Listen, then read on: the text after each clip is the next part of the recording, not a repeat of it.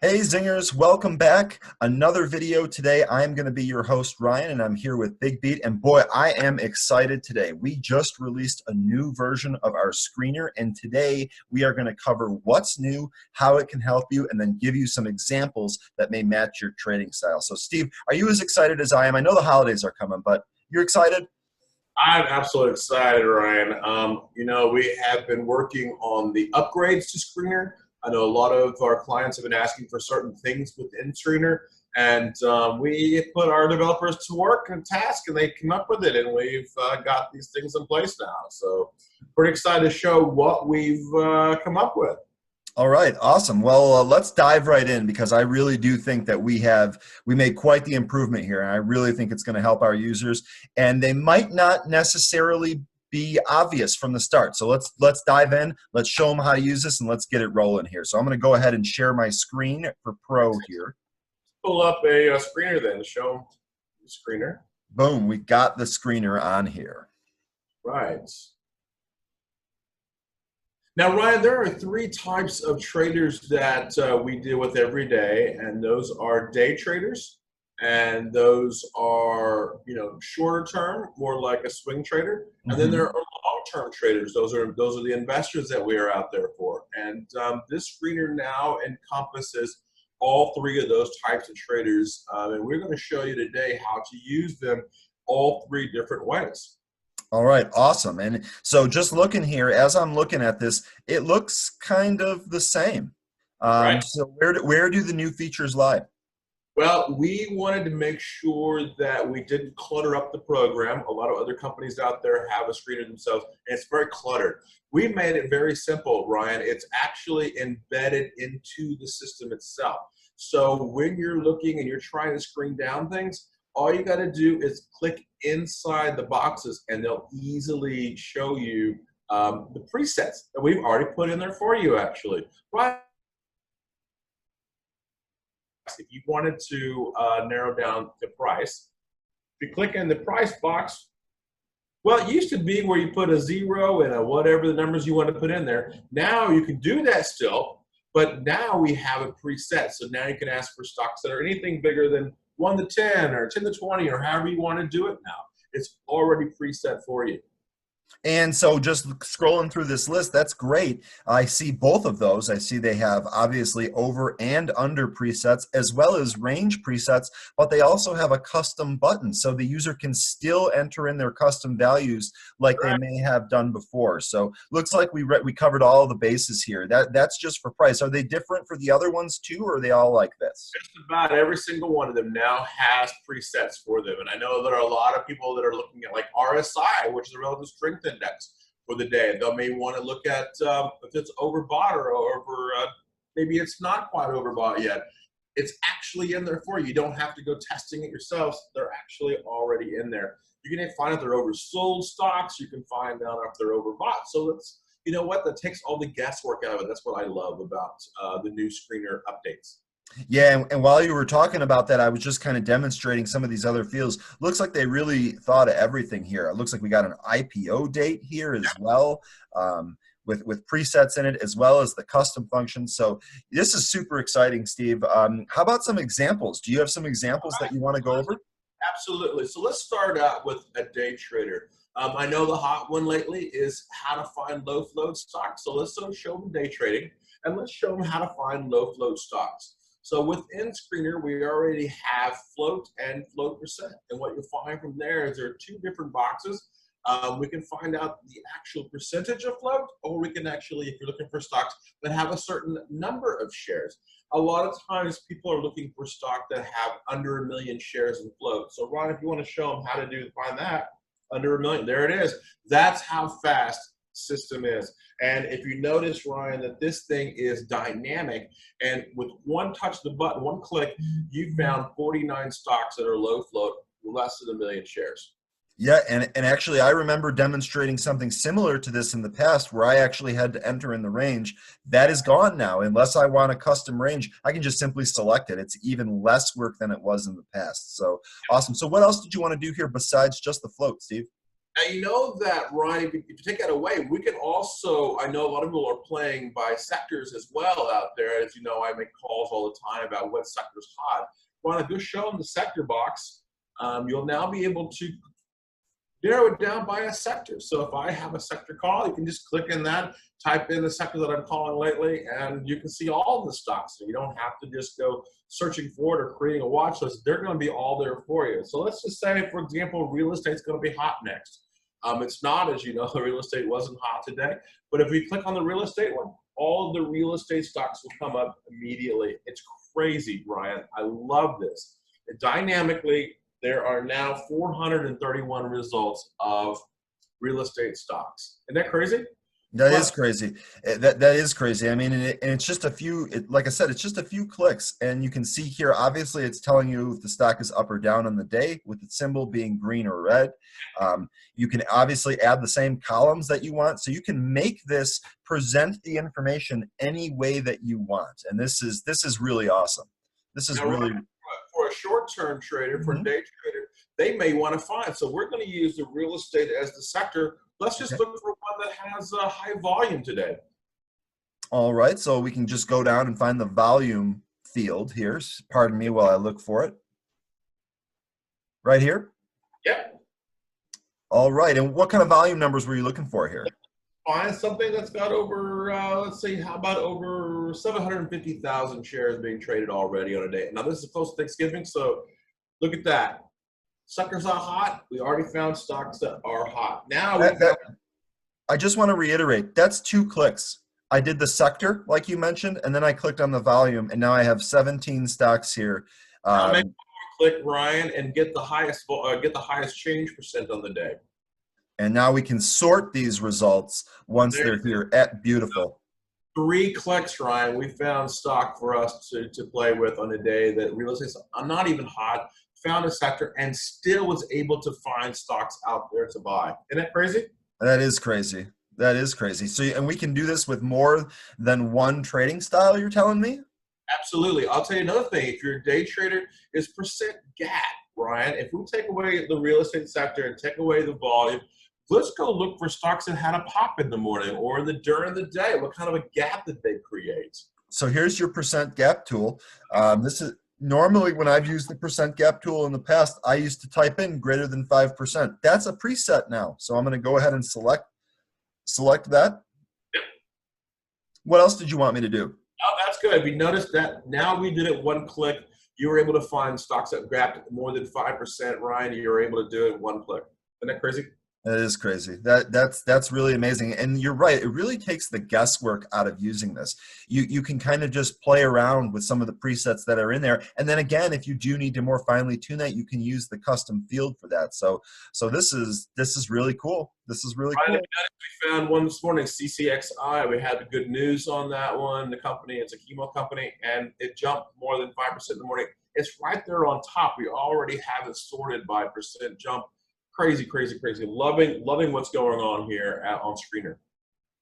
Yeah, me too. And I even see some of these other stocks here that I recognize as well. So this is a really, really useful tool. Do you combine percent gap with anything else? Were there other things that you wanted to cover? Like, about this, if people want to know why it's gapping, you can actually still click on the symbol itself. You can find out immediately exactly with the details page popping up, immediately finding out what's going on. Now, if you notice, CCXI has pulled back all day, so that jump on that gap could have been sold right into it.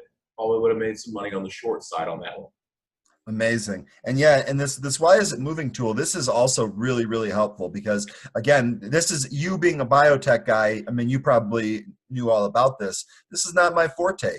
And right away here, I can see that they're trading higher after an announced phase 3 trial of one of their drugs. I'm sure you'd be able to tell me more about that, but amazing, super easy to use. I love the why is it moving. I love being able to access it from the screener. I can even leave my details tool up here and actually click on other stocks and have them go into the exact same thing. Here's another one. China Ceramic shares are trading higher after the company announced that it entered into the Malaysian market. So awesome.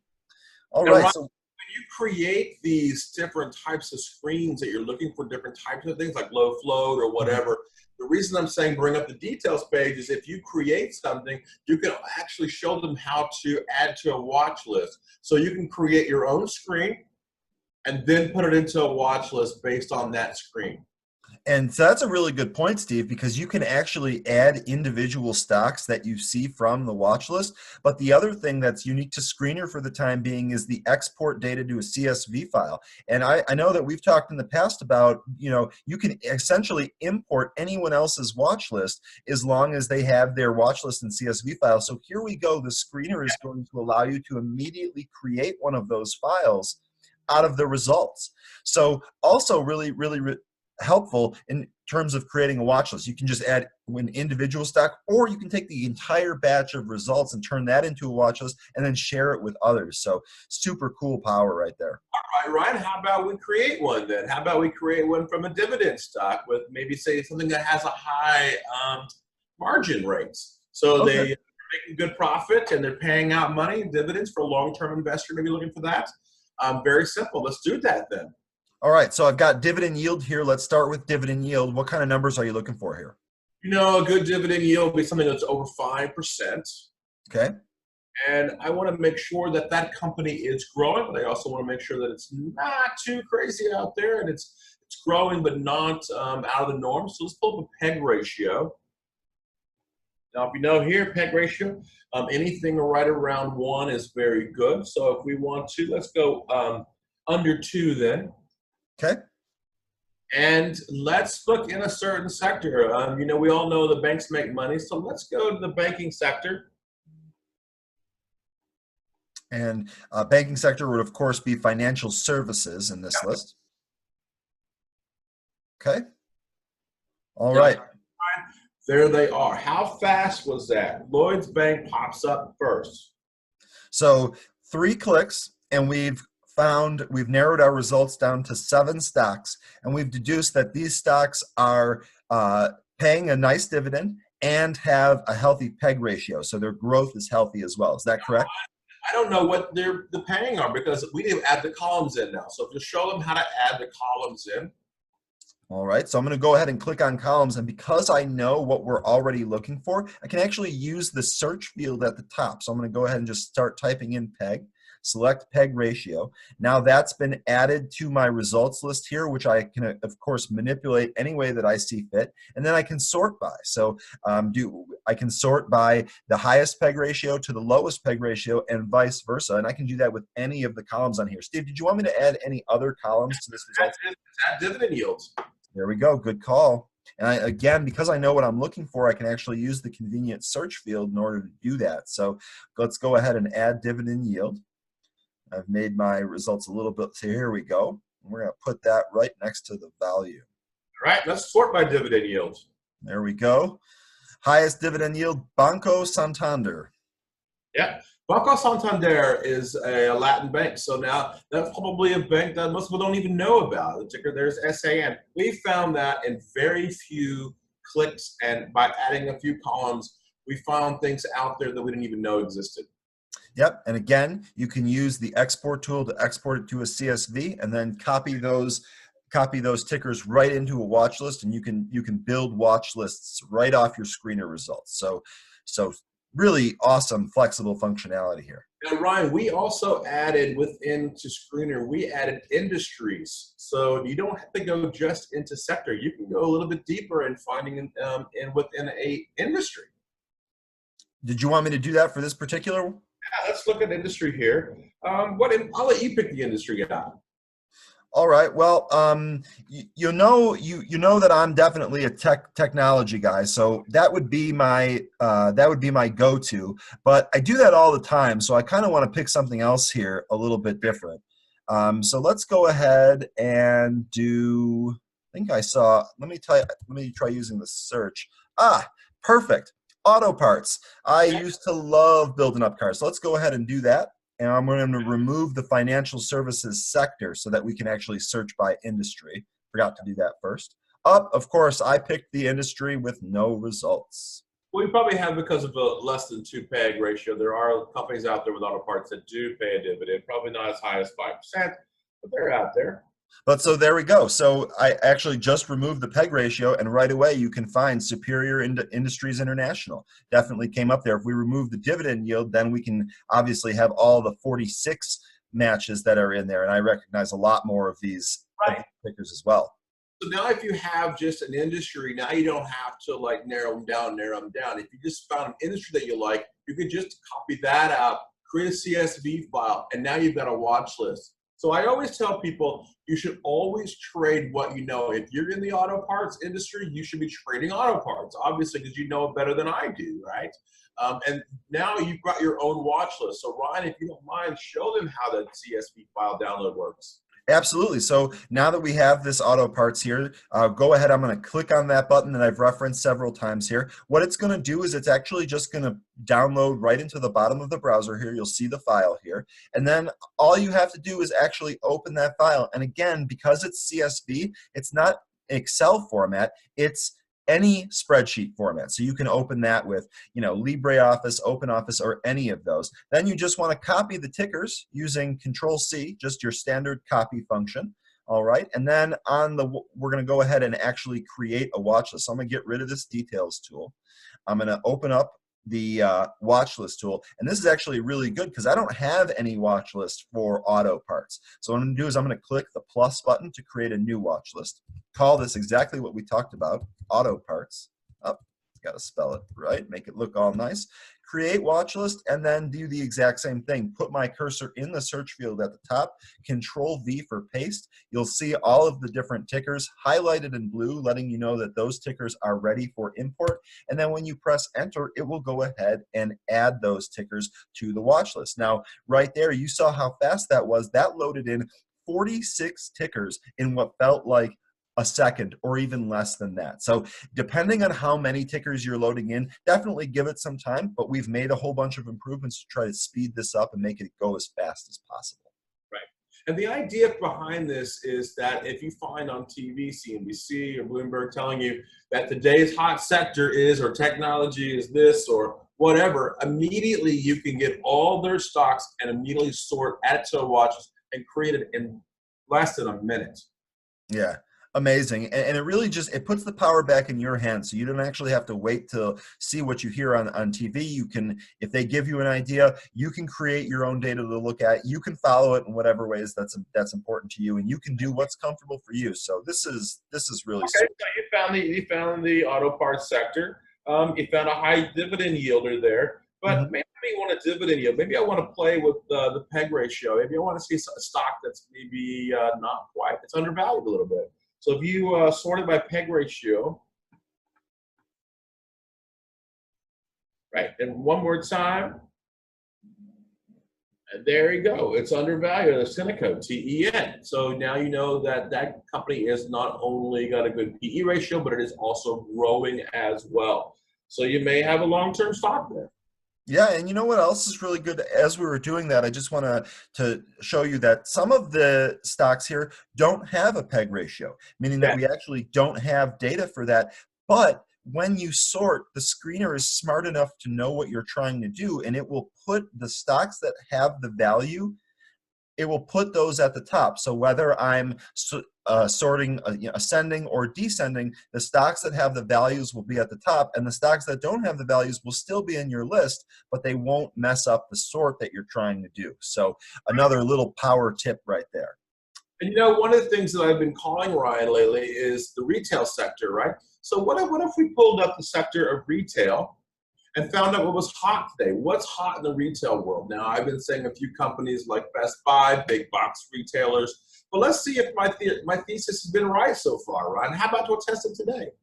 All right, so so what I did first was I cleared the industry. So where am I going to go? What is it that you'd like me to add? The sector. Okay, I was actually in sector, and then we're going to go to retail.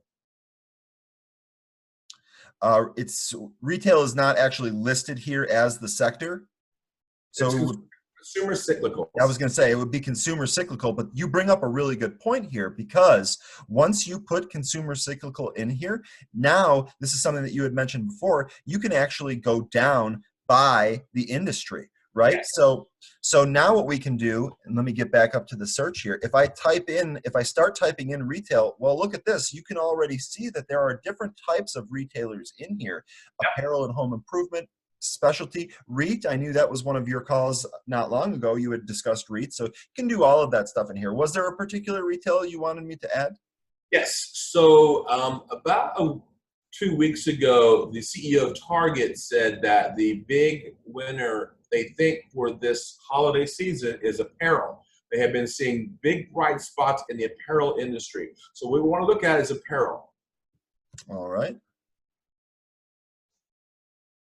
All right, so here you go. We did exactly what you were saying. We added consumer cyclical as the sector, which encompasses retail, and then we further narrowed it down by going to apparel retailer, and lo and behold, we have 34 stocks shown in the results, and a lot of these will be stocks that you will recognize: Urban Outfitters, Gap, Chico's, L Brands, Ross Stores, so Lululemon, Burlington Coat Factory. So this are all of the stocks that you would expect to see in here, and now you can do your research any way that you see fit. Brian, as a day trader, I want to see volume, right? So let's sort by volume.